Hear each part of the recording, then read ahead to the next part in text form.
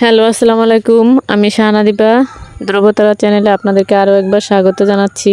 কাছে দূরে, দেশে এবং দেশের বাইরে থেকে যারা আমার ভিডিওটি দেখছেন, আশা করি সকলেই খুব ভালো আছেন। অনেক দিন পরে একটা ব্লগ নিয়ে আপনাদের সামনে হাজির হলাম।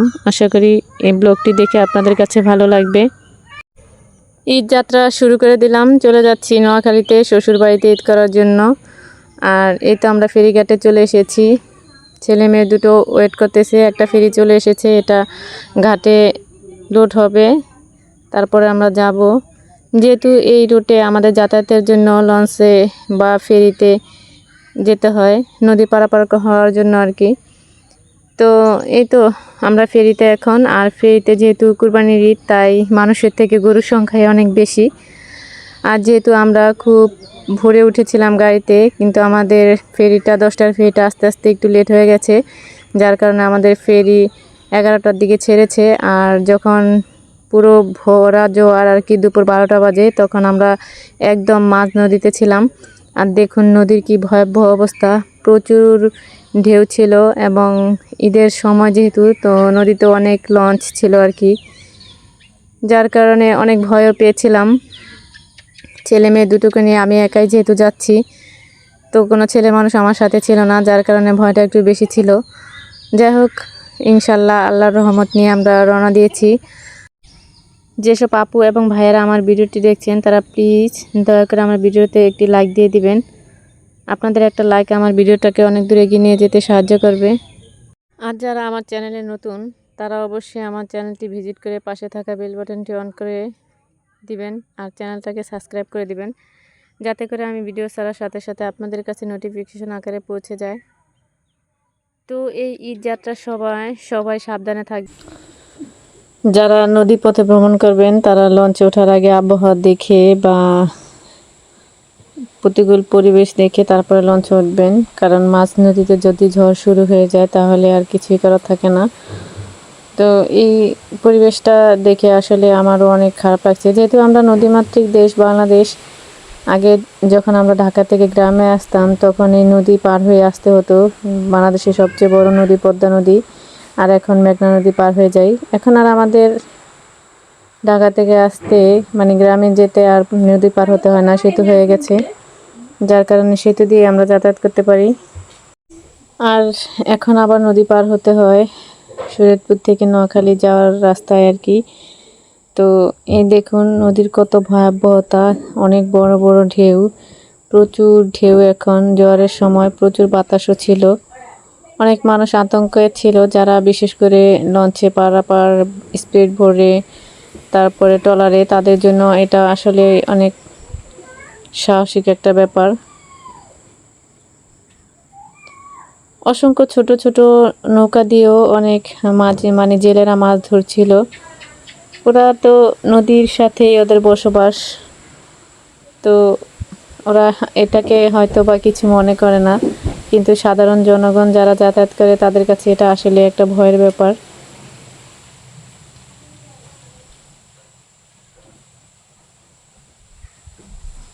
উত্তাল ঢেউ, নদীও অনেক উত্তাল। আসলে মেঘের সাথে আর নদীর সাথে একটা সম্পর্ক আছে।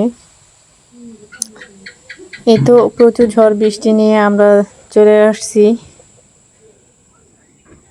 আর রাস্তায় আসার সময় আর কি অনেক ঝামেলা হয়েছিল বৃষ্টির কারণে, গাড়ি পেতে সমস্যা হয়েছিল। তাছাড়া ছেলে মেয়েকে নিয়ে আমরা ভিজেও গিয়েছিলাম।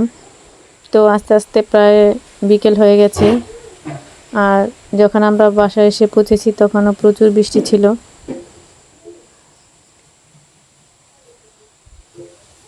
বৃষ্টিতে দেখুন, মানে টানা 2-3 দিনের বৃষ্টিতে গাছপালা, রাস্তাঘাট সব কিছুই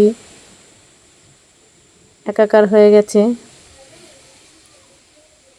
আর গাছে দেখুন কি সুন্দর ফুলগুলো ফুটে আছে, একদম ফ্রেশ। বৃষ্টিতে ওদের ময়লা টয়লা সব ধুয়ে মুছে গেছে। দৃশ্যটা খুবই সুন্দর। আর এই তো ঈদের আগের দিন সন্ধ্যায় আমি একটু আমাদের কুরবানির গরুটাকে দেখলাম, ও কান্না করছিল। তো ওকে আমি একটু হাত বুলিয়ে আদর দিয়ে দিলাম।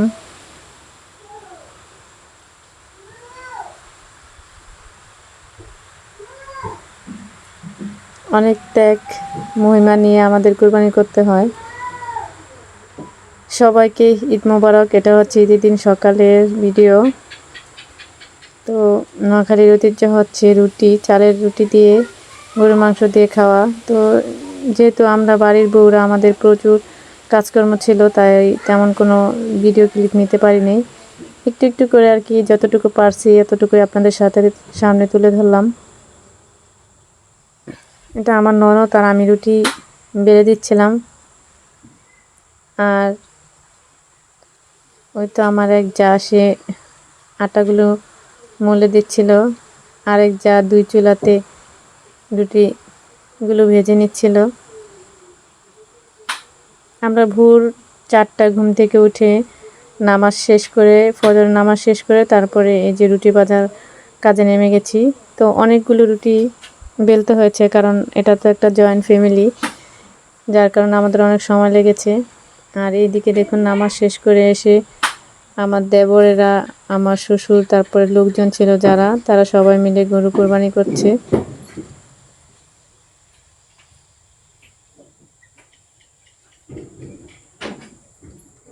তো গরু বানাতে বানাতে, আমাদের রান্না করতে করতে প্রায় দুপুর হয়ে গেছিলো। ওইদিকে আমার দেবর ছেলে একটা দেখুন গাছে উঠে আম পাড়ছে। ভাবছিলাম যে প্রচুর গরম ছিল, যার কারণে তো আম ভর্তা বানালে খুব ভালো লাগবে, এ কারণে ওকে গাছে উঠিয়ে দিয়েছি। আর ও তাজা তাজা আমগুলো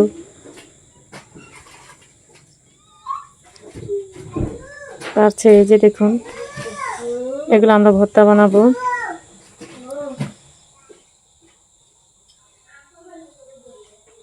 এই তো গাছে কত সুন্দর সুন্দর আম ঝুলে আছে।